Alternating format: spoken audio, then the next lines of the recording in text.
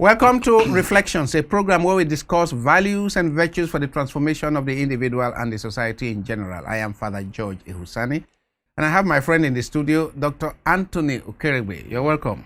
Thank you, Father.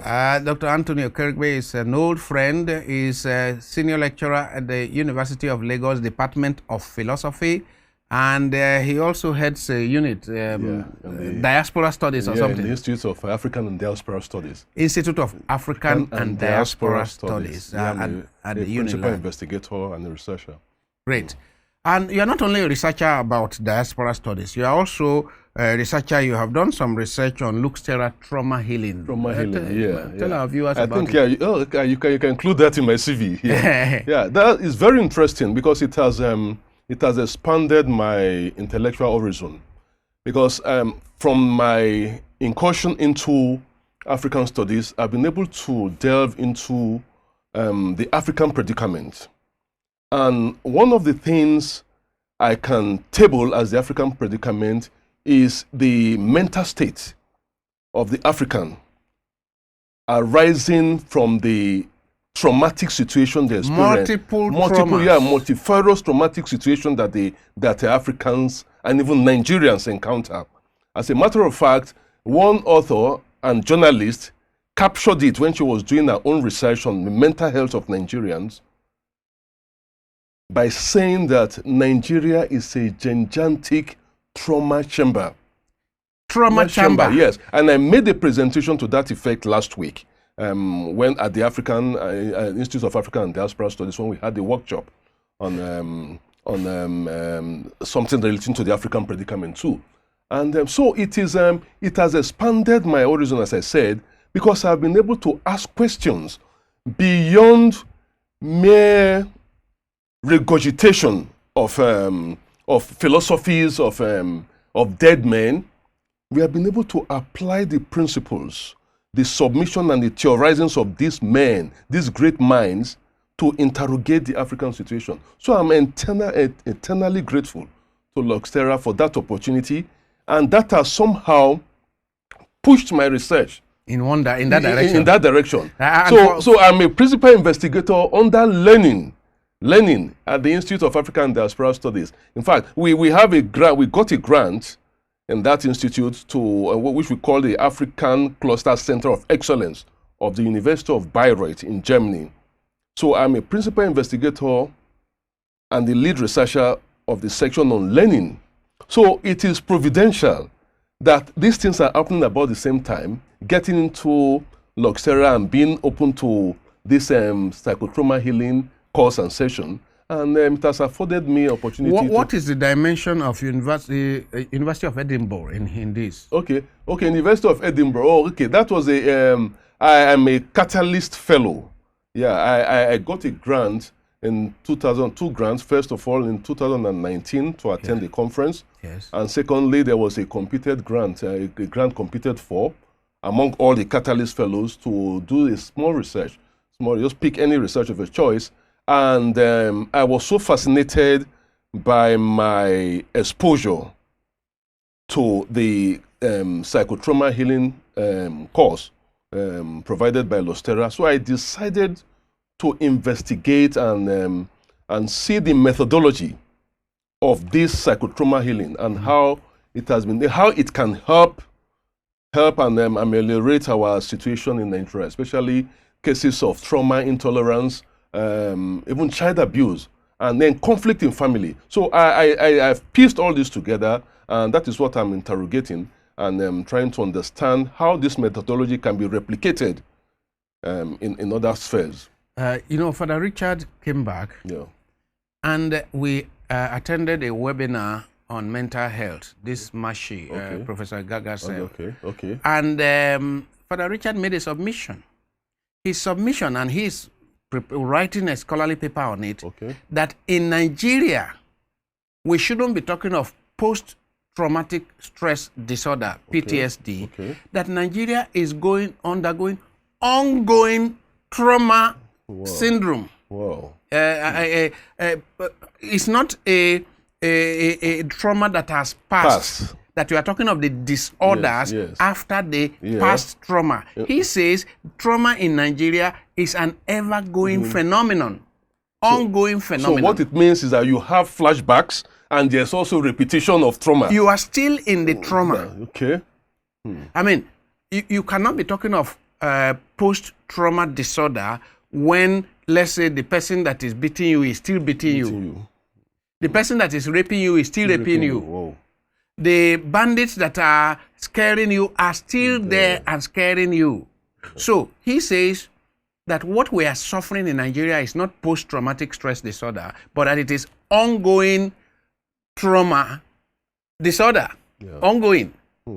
And I began to think that this is serious. So that's it relates with what you say about about trauma chamber. Yes, a journalist and investigative reporter, I want to mention her name here, Tobore Ovore, who worked with me at The Guardian. And she's a well-known researcher in this area and also an investigative reporter. And in her research, participant observation, she came to the conclusion that Nigeria is a gigantic trauma chamber. I mean, that's another way of putting what Richard is saying, that the trauma is not something over, that we are having. We are immersed in it. We are immersed in it. And it is ongoing. The fact that you cannot just take your car and drive from here to Kaduna without fear of death and fear of kidnap. The fact that people cannot get up and go to their farms in most of the Northwest and Northeast and Middle Belt. That even to go to farm to harvest your products or to plant, it's ongoing trauma. In fact, in my presentation last week, I also made known the fact that it is not the happenstances that are also traumatic. Even hearing the news. Hearing the news, every day, seeing the graphic details being depicted in the media, photo, what they call the social media, WhatsApp and co, somehow puts you in that state of eternal traumatization. So the exposure to the graphic details from pictures, from videos, and the fact that we are also gradually desensitized makes this situation very, very worrisome. So it is not just the happenstances, the incidents, the bandits kidnapping people, hearing the news, seeing the gory picture. With the regards to trauma, we are either direct victims of trauma or witnesses of trauma, or those who hear the stories of trauma. We are all affected. So we are either direct or indirect victims of trauma, simply waking up each day and listening to news analysis, whether it is in AIT or channels or Arise or whatever, or even simply glancing through newspaper reviews. Because the headlines of the newspapers themselves are traumatizing. Father, what is worrisome to me is the desensitization. In Guardian, when I was at the features desk of the Guardian, and you have the headline, some headline like 7 die on Lagos-Ibadan Expressway. It's chilling. It's chilling. It's chilling. There's the remorse, the pain you feel. But now you are so desensitized that a whole village, family raped, a hometown of prominent Nigerians, and then devastated. There were even some unconscionable newspaper editors will now have 20 roasted to death. That kind of the language. So the rhetorics and language of information dissemination is also a source of trauma. You see, roasted is a terrible. It's a culinary category. Or crushed to death. So that's mechanics. The mechanics of crushing, of roasting. So what it does is that immediately it transfers the pain to me reading it. Yes, definitely, Father. So that is it. So I'm not only transferring the pain, my worry is the fact that people are somehow going beyond the pain and absorbing it as a normal life. So that is what I mean by desensitization. That is very, so very there's bad. no feeling at all. Pope Francis, one of the first statements of Pope Francis when he became Pope in 2013 is what he calls the globalization of insensitivity. Globalization of insensitivity. That when the lack of compassion, the lack of sensitivity to the pain of others becomes global, when the pain of people, this is what he made that statement when he went to Lampedusa. And it is about African migrants that were perishing at sea, and how the world is moving on without care, insensitivity. So what this does to me is that there is a gradual devaluation of the human person. Of course. So that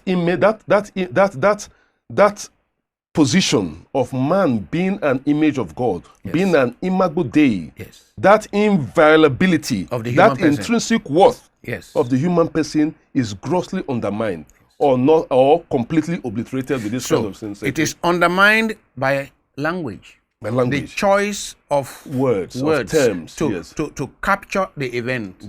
So the same event can be captured in a humanistic way, in a compassionate way, or it can be carelessly captured. I mean, I remember at The Guardian, it is an editorial policy. Clearly, you never put gory images in The Guardian. Thank God. But there are papers that put those gory pictures in colors, painfully. I won't call their name, but the point is that a lot of people do not know what harm they are doing, whether it is on TV or newspapers. When you put the gory details, what harm you are doing, increasing the trauma in the population. So that it is no longer just the immediate family that has suffered the loss, but you have extended it to others, and you are forcing them to take in. And you are saying, what you are saying now is that the long-term consequence is desensitization. Desensitization. The word is numbing. Numbing, yes, that is the word. Numbing. So people no longer feel. Yes. So, and it affects the whole idea of fellow feeling. So there's no longer fellow feeling. So people, and that itself aggravates this tendency of atomization in society. Already the human society, from this progression in world history has tended towards atomization. Me, myself, and I, myself and my family. It's not just atomization in the society, meaning you separate yourself from our traditional African communalism. It is even atomization of the individual. So we are talking of the human being as if it's just a collocation of cells. We are not including his soul, his spirit, his emotion. Definitely. So you are atomizing the individual versus the society. See? You are atomizing the self-alienation. Self-alienation. And that for me is very dangerous. It's dangerous because it affects socialization. And the long-term effect again is on civilization. So how does it affect socialization? Now, the great theologian and philosopher, Thomas Aquinas, tells us that it is, let me quote it in Latin, inclinatio naturale, quod homo societate vivat. It is a natural inclination for human beings to become social. To live in society. Yeah, that is it. Now, that tendency to live in society is grossly undermined by this desensitization and numbing, and this self-annihilation and atomization. Because you cannot attain that civilization of love for which we are created as human beings. That is mixed. That point is right now, Tony, right now, what has been happening in our society in the last few years and aggravated in the last 1 month with the escapades, the violent escapades of kidnappers and bandits and headsmen and so on and so forth. What it is, the long-term consequences in terms of how people react to ongoing trauma, it can only be imagined. It can only be imagined. Definitely. We are getting to a stage, aren't we, where you can almost say that very few, if any, Nigerians are well mentally. Very few, if any, Nigerians have what you would call optimal mental sanity, mental wellness. Mental wellness. Yeah. I raised that also at the presentation, and a lecturer of ethics, moral philosophy, took me on. I was asking me if we, as I repeat, because I repeated this, I stated that because of the convolution of multiple forms of trauma, yes, or traumatic experiences, we are all in that same cauldron. Yes. So he asked the question, if we are in this gigantic trauma chamber, how do we extricate ourselves? If we are in this gigantic trauma chamber. Now, actually, how do we extricate ourselves? We may need external support. Yeah. We Christians say, in God we trust. And when the children of Israel were in the gigantic trauma chamber in Egypt, a Moses needed to be sent to them. Moses was extracted from the same society, but Moses had a privileged upbringing. And Moses saw, the Lord opened the eyes of Moses to see what he could do, and the Lord sent him. So we need, the people need some liberators.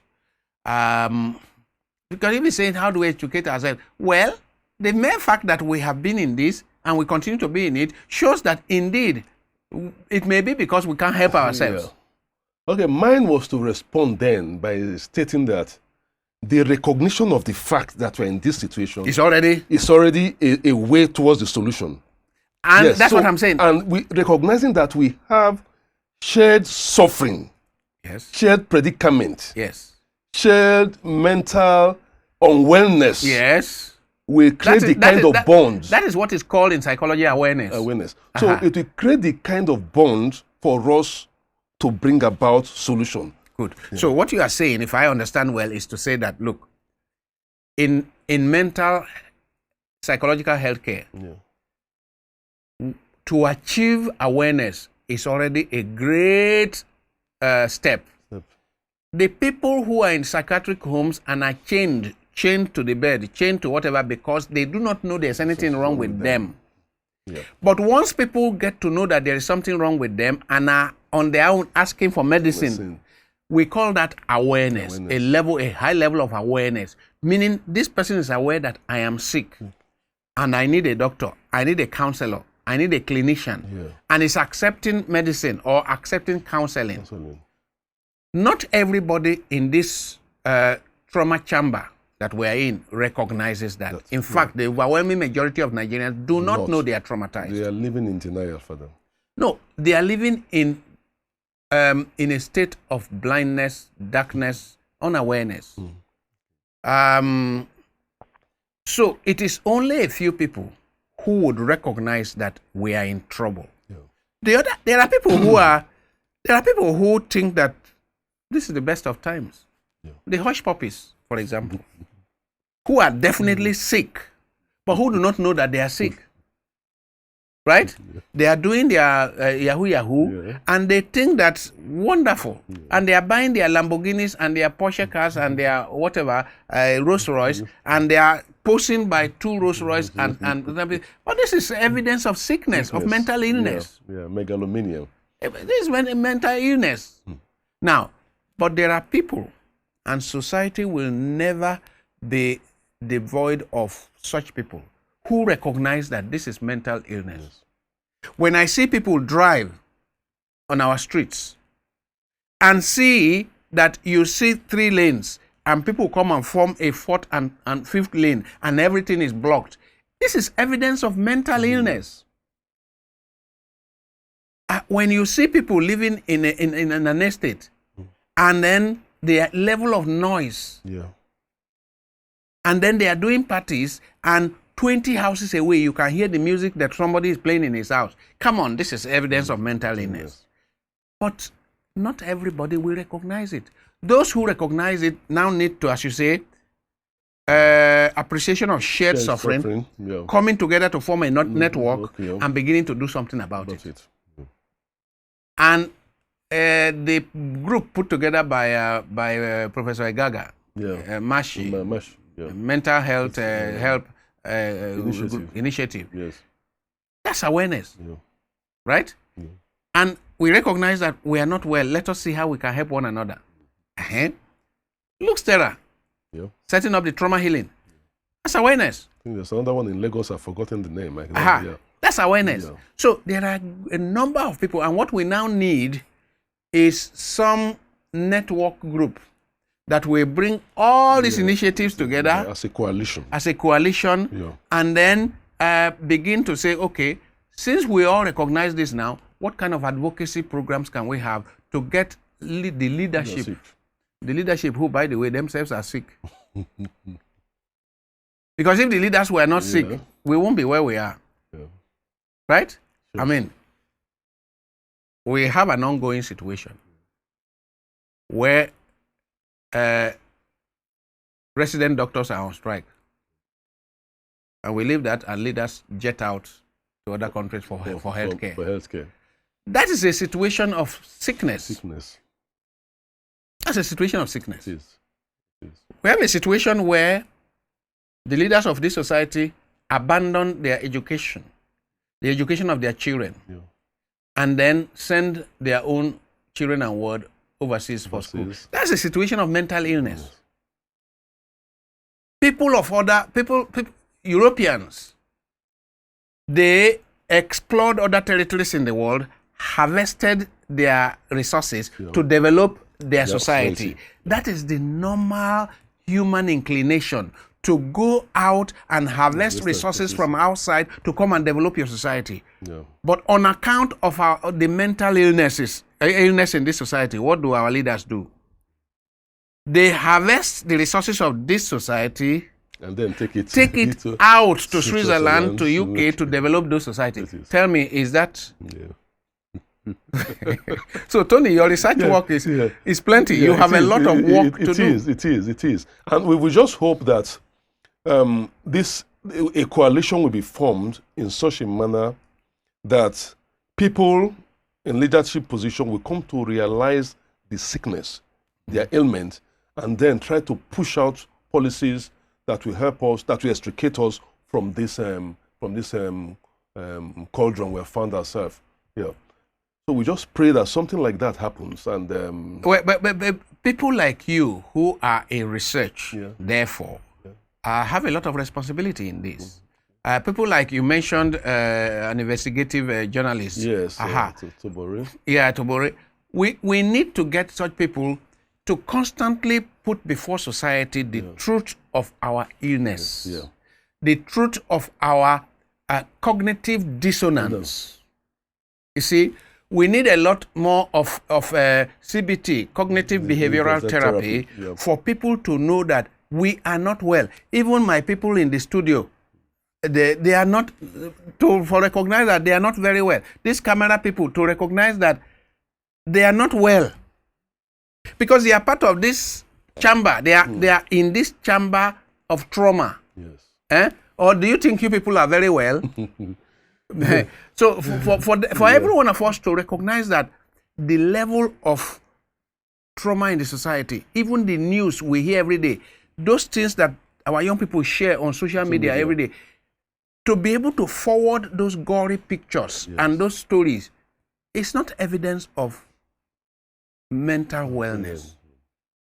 So I challenge you, Dr. Okeregbe, to go back to the university and gather your people, and you can do it inter-university collaboration to do more research on this and confront people and challenge the people you have in the newspaper, so that there can be an ongoing series of editorials, series of features covering, to let Nigerians know that we are indeed in trouble, and that we need to do something about mental health.